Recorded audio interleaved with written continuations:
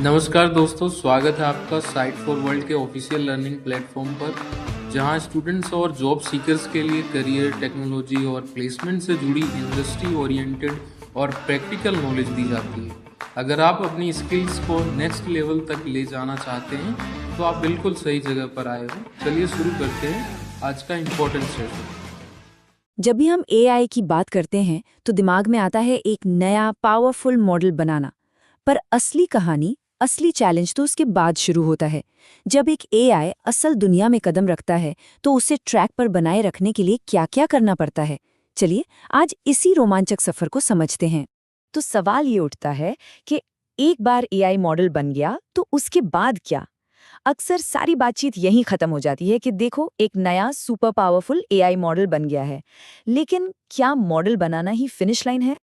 नहीं, बिल्कुल नहीं। ज्यादातर लोगों को लगता है कि ये फिनिश लाइन है, पर सच तो ये है कि ये स्टार्टिंग लाइन है। एक एआई मॉडल को असल दुनिया में चलाना एक नॉन स्टॉप प्रोसेस है, जिसमें बहुत मेहनत और ध्यान लगता है। अच्छा, इसको एक मजेदार तरीके से समझते हैं। सोचिए, एक एआई मॉडल एक फॉर्मूला 1 कार की तरह है। बहुत पावरफुल, सुपर फास्ट, लेकिन उतनी ही नाजुक। और इसे लगातार ट्रैक पर दौड़ाते रहने के लिए एक एक्सपर्ट पिट क्रू की जरूरत होती है। एआई की दुनिया में इस टीम को एमएलओप्स टीम कहते हैं, जो हर पल उस पर नजर रखती है। तो ठीक है, रेस शुरू होने से पहले सबसे जरूरी काम क्या होता है? कार का सेटअप सही करना और उसे सेव करना। एआई की दुनिया में भी पहली चुनौती ट्रेनिंग प्रोसेस को ठीक से मैनेज करना है। यहीं पर चेक पॉइंटिंग का कॉन्सेप्ट आता है। ये क्या है? सोचिए कि आप एक मैराथन दौड़ रहे हैं और हर कुछ किलोमीटर पर अपनी प्रोग्रेस सेव कर रहे हैं। अगर आप कहीं थक कर रुक भी गए तो आपको रेस एकदम शुरुआत से नहीं दौड़नी पड़ेगी, है ना? एआई ट्रेनिंग में भी चेक पॉइंटिंग ठीक यही काम करता है। ये प्रोग्रेस को सेव करता है ताकि सिस्टम क्रैश या पावर कट जैसी दिक्कतों से बचा जा सके। और ये कोई छोटी मोटी ट्रेनिंग नहीं है। GPT-3 जैसे बड़े मॉडल्स में 175 अरब पैरामीटर्स होते हैं। इन्हें ट्रेन करने में हफ्तों या महीने भी लग सकते हैं। अब जरा सोचिए, अगर ट्रेनिंग के आखिरी दिन कोई गड़बड़ हो जाए और आपके पास कोई चेक पॉइंट ना हो तो महीनों की मेहनत और लाखों का खर्च सब बर्बाद। यहीं पर पिट क्रू की स्मार्टनेस दिखती है एसिंक्रोनस चेक पॉइंटिंग तकनीक में। इसमें होता क्या है कि F1 कार यानी कि हमारा जीपीयू ट्रेनिंग की रेस में दौड़ता रहता है नॉन स्टॉप, और जो पिट क्रू है यानी हमारा सीपीयू वो बैकग्राउंड में चुपचाप सेटअप को सेव करता रहता है। इससे कार को रुकना नहीं पड़ता और ट्रेनिंग तेजी से आगे बढ़ती है। ब्रिलियंट है ना? ओके, तो हमारी कार ट्रेन हो चुकी है और सेटअप भी तैयार है। अब समय है पिट लेन से निकलकर असली रेस में उतरने का। एआई की दुनिया में इसे कहते हैं डिप्लॉयमेंट, और ये सबसे रिस्की मोमेंट्स में से एक होता है। देखिए, एक नया मॉडल लॉन्च करना सिर्फ एक ऑन ऑफ स्विच जैसा नहीं है। कैनरी डिप्लॉयमेंट में नए मॉडल को पहले धीरे धीरे कुछ ही यूजर्स के लिए लॉन्च किया जाता है, ताकि देख सकें कि सब ठीक चल रहा है या नहीं। वहीं शैडो इवैल्यूएशन में नया मॉडल पुराने मॉडल के पीछे पीछे चलता है, रियल डेटा प्रोसेस करता है, पर उसका रिजल्ट किसी को दिखता नहीं। ये दोनों तरीके किसी बड़े एक्सीडेंट से बचने के लिए बहुत जरूरी सेफ्टी चेक्स हैं। तो हमारी कार अब ट्रैक पर है और तेजी से दौड़ रही है। लेकिन पिट क्रू का काम अभी खत्म नहीं हुआ है। इनफैक्ट अब असली काम शुरू हुआ है। उन्हें लगातार रेस पर नजर रखनी होगी, क्योंकि असल दुनिया हमेशा बदलती रहती है। इस चुनौती को कहते हैं कॉन्सेप्ट ड्रिफ्ट।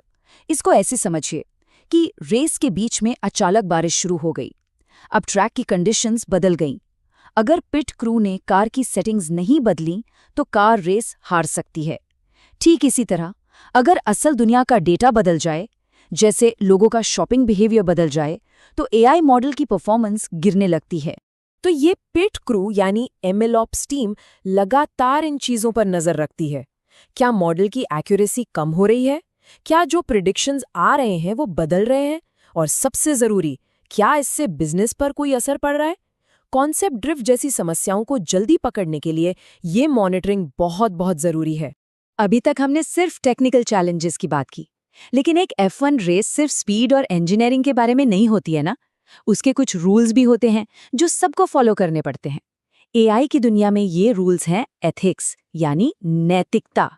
सिर्फ डेटा और परफॉर्मेंस पर नजर रखना काफी नहीं है।